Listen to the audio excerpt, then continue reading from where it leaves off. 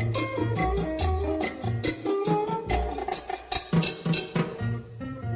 high society, high society, high society, high society, high society.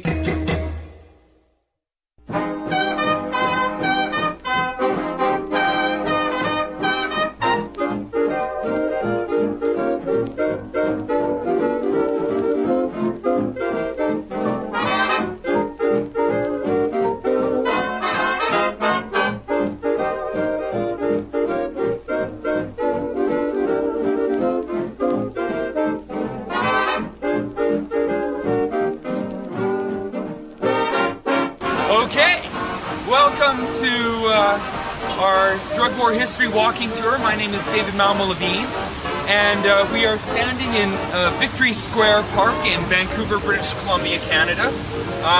We are at the site of the time capsule. This time capsule was made in 1992 by super hot activist Ian Hunter in the hopes to let the future know just what an insanely cool place Vancouver was back in 1992. It was the beginnings of the new hemp revolution, and hemp was the word on everyone's lips, and it was just a wonderful community to be in, the beginnings of the revolution. And this time capsule is destined to be opened in 2042. And knowing Ian Hunter, there's probably something illegal or useful or hemp-like in there. Let's continue on with the tour.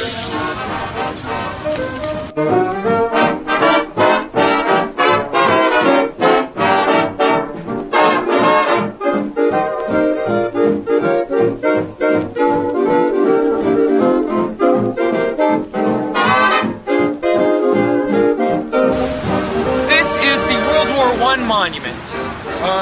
It was built in around 1922. The interesting fact about this is there's one very similar to it in a place called Ypres, France. And apparently the place where it's located is also known as Vancouver Corner. It was a site of a very famous battle on April 22nd, 1915. The Germans introduced a new weapon to warfare, gas.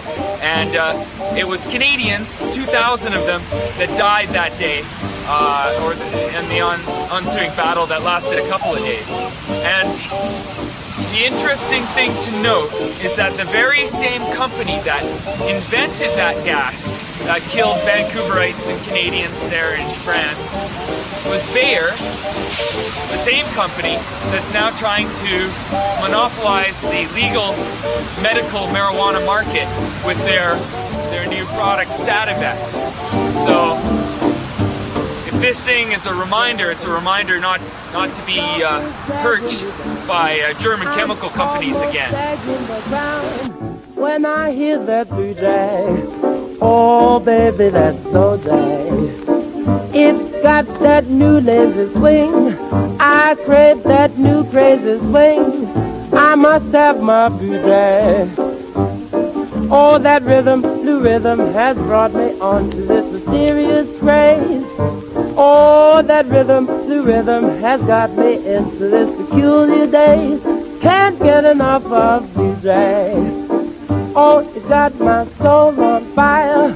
I know that I'll never tire of that low-down blue jay. We're standing in front of A Kind Revolution, which is the latest cannabis-centric store on the pop block. It has a bunch of records and music and stuff in it that's of interest to the young and the cannabis interested. And right over there is the new site of the Blunt Brothers organization. They're going to turn this thing into a huge cafe and pot bar. Of course, probably be bring your own bud unless we can figure out some way to get it fully legalized in the next little while. That's due to be coming out sometime in next summer. And we're here on a very famous part of the block. We're here at a part of the block where the cannabis activism of the 1990s reignited and came about. Okay, This is active pass records, but before it used to be the old site of the Hemp BC when Mark opened up in 1994. I think it was July 7th, 1994. No one had ever seen anything like it. It was a hemp store plus more. It had pipes and bongs and the rolling papers and everything that the cannabis people wanted, plus at 4:20 every day. And then later on, pretty much all the time, every day, there was a lot of civil disobedience. I'm talking flagrant violations of the law. And the police, they knew we were breaking the law all the time. And there was a lot of press that Hemp BC was getting. And then finally, in November of 1995, a couple months after I got to Vancouver, the police started raiding. First, they busted people for simple possession. And later on, in January 1996, they came and they took everything they could that wasn't literature or just industrial hemp related. They took seeds that were industrial hemp seeds. They took pipes, bongs, and rolling papers, and they ended up taking computers too from the office down on Water Street. And then 97, 98, 99, there were more police raids and more repression and more hassle from City Hall. But the pot activists just kept on a-coming. In 3 weeks after the first raid, the Hemp BC opened up their little grow shop. And then later on next year in 97, they opened up the Cannabis Cafe, and they just got bigger and better. The new Amsterdam Cafe, and then later on Blunt Brothers also opened up, and the pot block really took off. But in 1999, the city closed Hemp BC, and right around that same time, or a little bit earlier, New Amsterdam was coldly received by its neighbors, and it decided to close. And then this year in May, the pot block was burnt down by people unknown, persons unknown, and the police have given up looking for them, so maybe we'll never know who burnt down the pot block.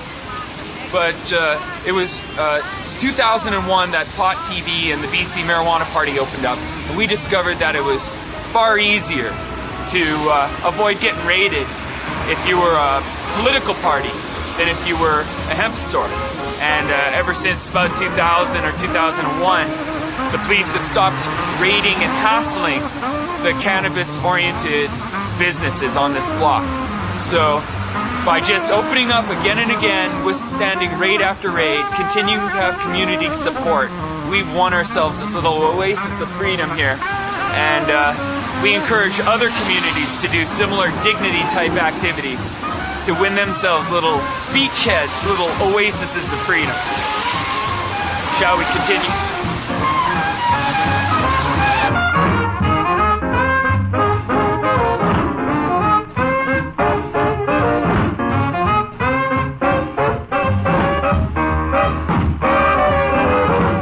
We are standing in front of the Dominion building. The building was built in 1910, I believe, and at the time it was the largest building in the British Empire. The reason being was because of all the money that people were making cutting down all the trees, which were very expensive trees because they were so huge, which Vancouver basically made all its money on. Come with me and I'll show you a very interesting elevator shaft in this building.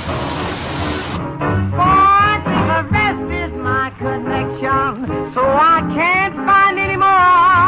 Called T-Man, got the T-Man, and he's hip now because he called T-Man.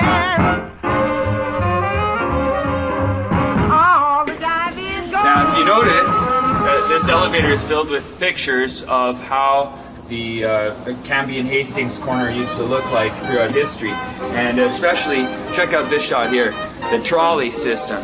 Now, it's a documented historical fact that the reason we don't have any trolleys anymore is because the tire companies and the gas companies and the road companies and the oil companies bought them all up in the 1930s and either threw them into the ocean or burned them on big bonfires and basically destroyed their competition so they could sell more of the lesser efficient, safer and friendlier form of transportation. reputation.